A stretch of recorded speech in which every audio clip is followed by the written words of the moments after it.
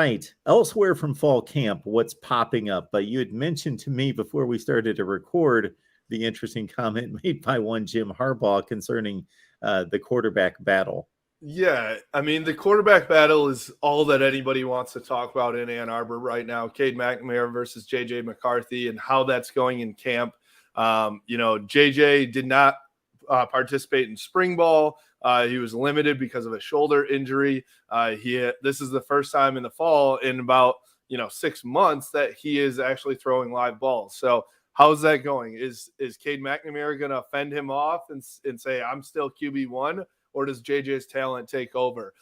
Well, in the media, every day, in every media session, that question comes up. But Jim Harbaugh apparently was asked that question, and he said, ask Jerry DiNardo, ask these BTN guys that are here, which was, I don't know why that came out of his mouth, but it seemed like it was a slight to his own Michigan media members, and he was actually giving better information to the BTN bus guys that were coming in that day, which I don't know.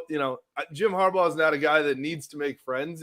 That's been clear over the years, but it was just a very interesting comment from Jim to his own media team.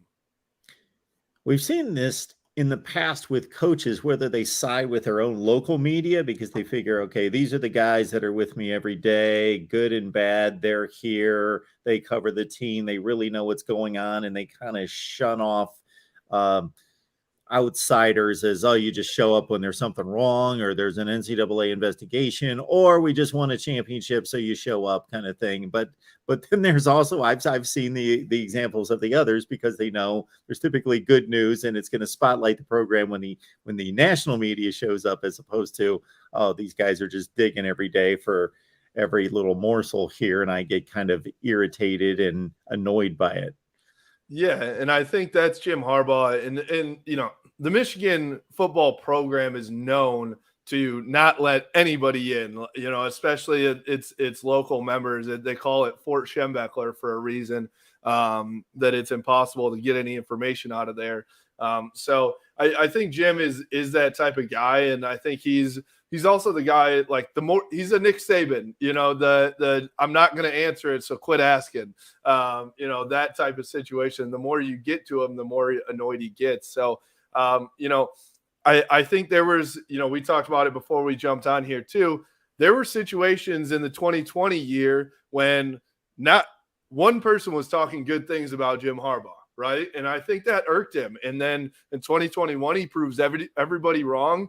He didn't forget about what everyone was talking about in 2020, and with the NFL flirtation and all those things. So I think it's one of those situations where Jim Harbaugh is saying, screw you guys. I don't need you. You weren't with me then. You don't have to be with me now, that type of thing. But, we'll see how that pans out during the 2021 season, because, there's a chance that Michigan doesn't do well this year or doesn't win the Big Ten. And then how does this media, you still want them on your side, I would imagine, at some point here, right?